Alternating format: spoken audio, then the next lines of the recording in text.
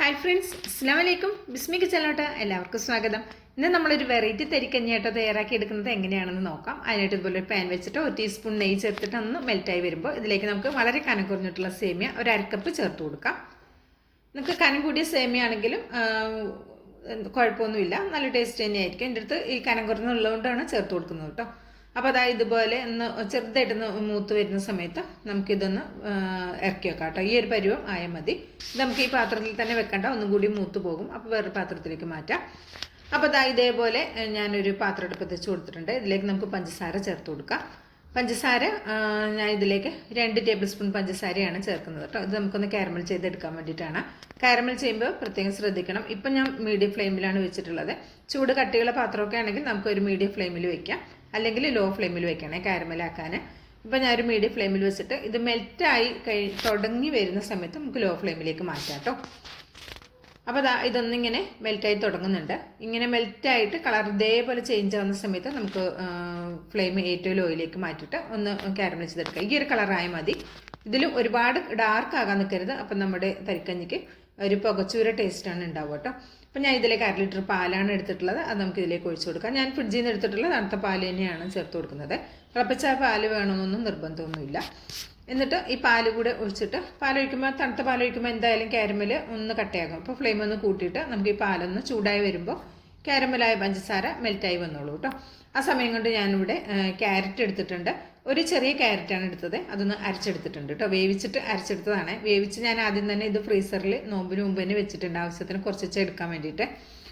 അപ്പോൾ നിങ്ങളൊരു ക്യാരറ്റ് കുക്കറിലൊന്ന് വേവിച്ചെടുത്താൽ മതി കേട്ടോ. എന്നിട്ട് അരച്ച് അവിടെ മാറ്റി വെച്ചിരുന്നു. അപ്പോൾ ഇതിലേക്ക് പാലിലേക്ക് ആദ്യം ചേർത്ത് കൊടുത്തത് 1.5 ടേബിൾ സ്പൂൺ വരുന്ന റവയാണ് കേട്ടോ ചേർത്ത് കൊടുത്തത്. റവ ചേർത്തിട്ട് നന്നായിട്ടൊന്ന് മിക്സ് ആക്കിയിട്ട് ഇനി അത് തിളക്കാനൊന്നും നിൽക്കേണ്ട. അതിൻ്റെ ഒപ്പം തന്നെ നമ്മൾ ഈ ക്യാരറ്റ് നമ്മൾ അരച്ചെടുത്തത് നമുക്ക് ഇതിലേക്ക് ചേർത്ത് കൊടുക്കാം. അപ്പം നിങ്ങൾ ഫ്രഷ് ആയിട്ട് വേവിച്ച് അരക്കുകയാണെങ്കിൽ അതിൽ തുള്ളി വെള്ളം ഉണ്ടാവുമല്ലോ, ആ വെള്ളം കൂടി ചേർത്തിട്ട് അരച്ചെടുത്തോളൂ കേട്ടോ. എന്നിട്ട് ഇതെല്ലാം പാട് നന്നായിട്ട് മിക്സ് ആക്കിയിട്ട് ഇതേപോലെ ഒന്ന് ഇളക്കിയെടുക്കണം. അപ്പോൾ ഞാൻ ആ സേമിയ വേറെ പാത്രത്തിലേക്ക് മാറ്റിയത് ഇതിലേക്ക് ഇട്ട് കൊടുക്കാം കേട്ടോ. എന്നിട്ട് ഈ സേമിയ പിന്നെ വലിയ കുക്കിംഗ് ടൈം വേണ്ട, അത് നേരിയ സേമിയ ആയതുകൊണ്ടേ പെട്ടെന്ന് തന്നെ വെന്തിട്ടിക്കോളൂ കേട്ടോ. അപ്പോൾ നിങ്ങൾ കട്ടിയുള്ള സേമിയാണ് എടുക്കുന്നതെങ്കിൽ കുറച്ച് അത് വേകാനുള്ളൊരു ടൈം എടുക്കുമെന്ന് മാത്രമേ ഉള്ളൂ. അപ്പോൾ ഇതേപോലെ നന്നായിട്ടൊന്ന് തിളച്ച് റെഡിയായി വന്നു കഴിഞ്ഞാൽ നമുക്ക് ഇതിലേക്ക് ഒരു അല്പം പഞ്ചസാര കൂടെ ചേർത്ത് കൊടുത്തിട്ടുണ്ട്. ഒരു 2 ടേബിൾ സ്പൂണൊക്കെ വരുന്ന പഞ്ചസാരയാണ് ചേർത്തത്.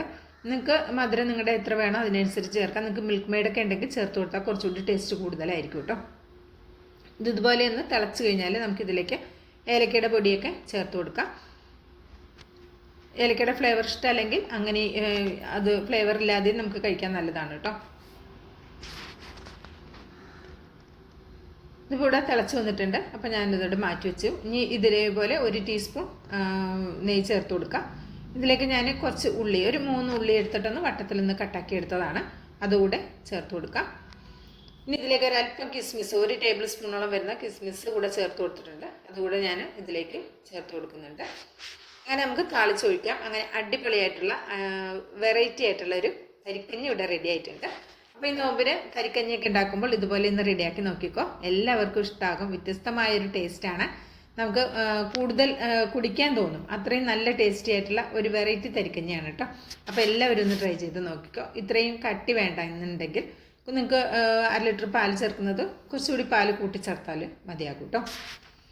അപ്പോൾ കുറച്ചുകൂടി ലൂസിൽ കിട്ടും. അപ്പോൾ നല്ല ചൂടാറി വരുമ്പോൾ എന്തായാലും ചിലപ്പോൾ ഒന്നും കൂടി ഒന്ന് കട്ടിയാകാൻ ചാൻസ് ഉണ്ട്. അപ്പോൾ നിങ്ങൾക്ക് വേണമെങ്കിൽ പാൽ വേണ്ടെന്നുണ്ടെങ്കിൽ തിളച്ച വെള്ളം ചേർത്ത് കൊടുത്താൽ മതി കേട്ടോ. അപ്പോൾ വെറൈറ്റി ആയിട്ടുള്ള തരിക്കഞ്ഞി റെഡിയാക്കി നോക്കിയിട്ട് അഭിപ്രായം അറിയിക്കാനും മറക്കരുത്. ബിസ്മി കിച്ചൻ എന്ന യൂട്യൂബ് ചാനൽ സബ്സ്ക്രൈബ് ചെയ്ത് കാണുന്ന കൂട്ടുകാർ ഒന്ന് സബ്സ്ക്രൈബ് ചെയ്തിട്ട് അടുത്തിരുന്ന ബെല്ലൈക്കൺ എനേബിൾ ചെയ്ത് വയ്ക്കാൻ മറക്കരുത്. ഇൻഷാ അല്ലാഹ് അടുത്തൊരു വീഡിയോ ആയിട്ട് വരാം. എല്ലാവർക്കും നന്ദി, നമസ്കാരം.